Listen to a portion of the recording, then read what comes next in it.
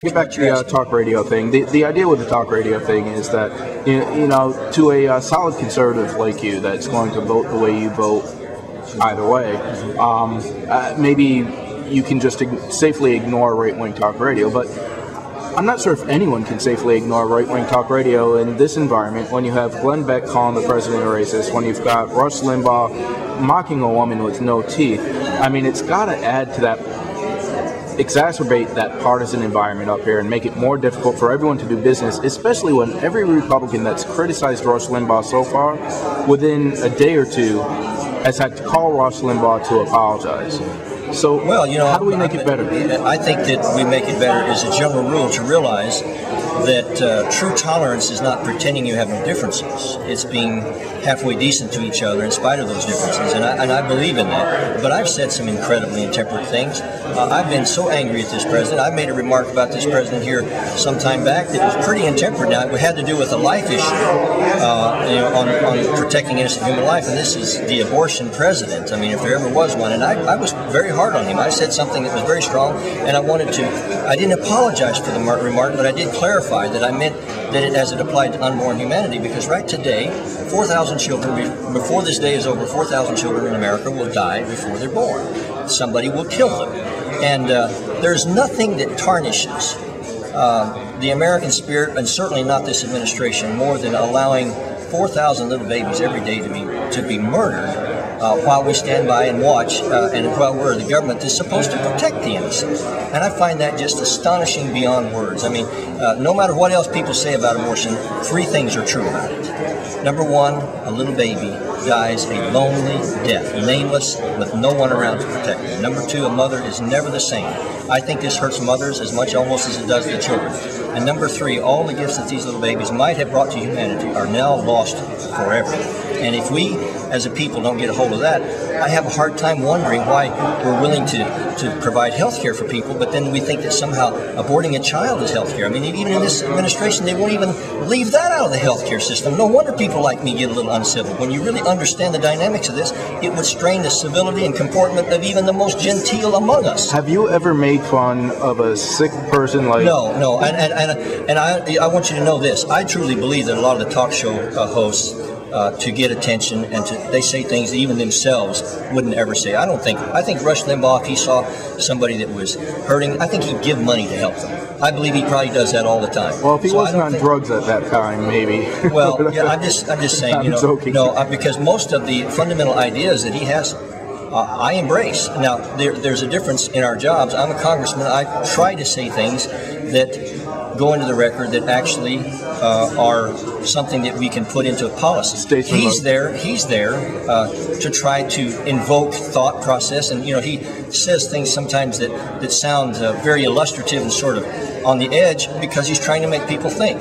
And so I'm not going to sometimes he's just being mean. The Michael J. Fox making fun of a woman with no teeth. I don't know what the Michael J. Fox had Parkinson's. No, I knew that, and he was involved in a Missouri.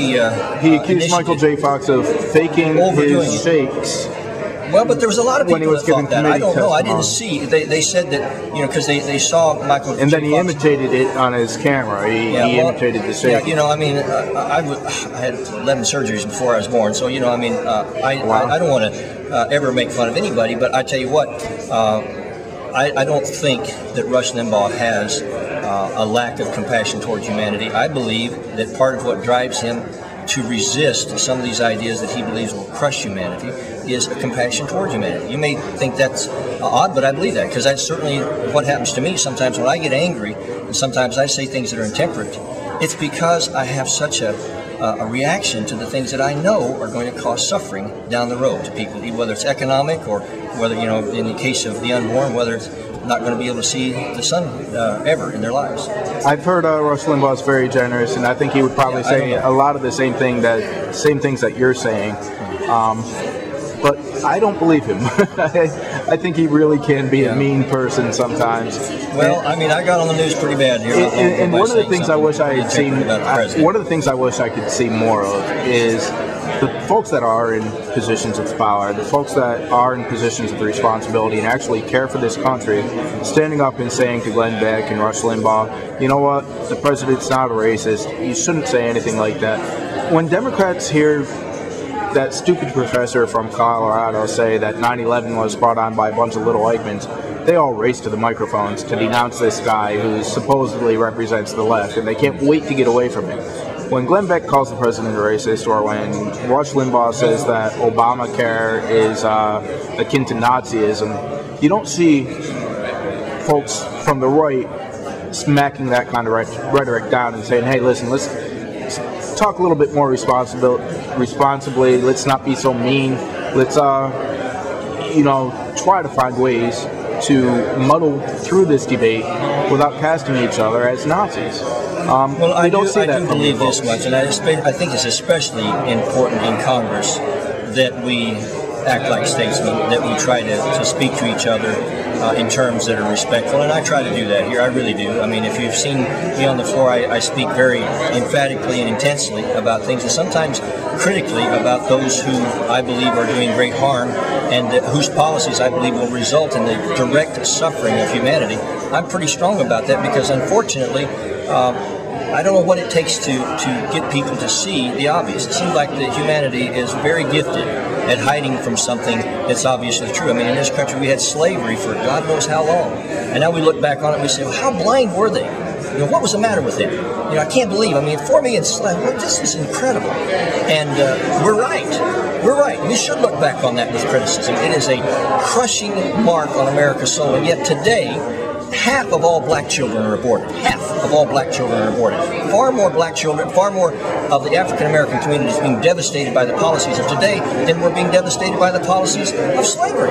And I think, what does it take to get us to wake up? So sometimes we're a little bit emphatic, and sometimes we get angry and say things that we shouldn't say. And I apologize right here in front of everybody by saying things, especially if they're not true, that are intemperate.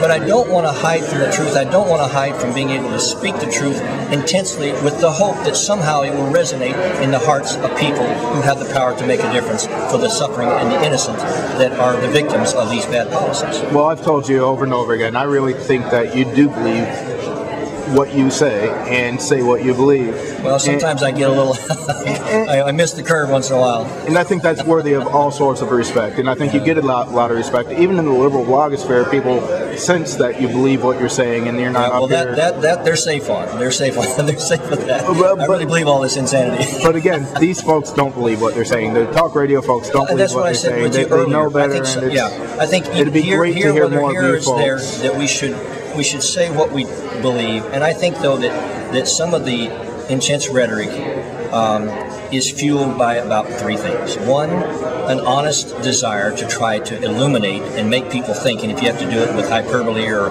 humor or insult, I mean, there's all kinds of things we use to do that. One, again, is to try to illuminate and get people to think. 2 is the entertainment factor on talk radio. I mean, you got to get some attention. I mean, I remember a guy named Tom Likas. I wanted to choke the guy with my bare hands. I went on his program and he said some things that were so outrageous. It makes Rush Limbaugh look like a choir boy. I mean, it was just unbelievable. And I just decided I'll never go on his program again. I don't know where he is today, but Tom, you're despicable, sir. You know what I mean? So the point is that it happens on both sides. But I really believe that. You can't. Who's on left-wing talk radio? Not very many. Not very many people listen to left-wing talk radio, and I say that I'm joking, but it has a tragic disadvantage of being true. Yeah, exactly. And even MSNBC. I mean, you folks like to make fun of Olbermann and Maddow, but. No, I don't make fun of her. I've been on her program. She's pretty hard. She's fantastic, isn't she? But she's brilliant. Yeah. She's confused horribly in some particular areas, but she's very smart. And I don't have anything but goodwill toward her. You know, yeah. I'm hoping at some point she'll. And I think she towards you too. That really comes through in her stuff.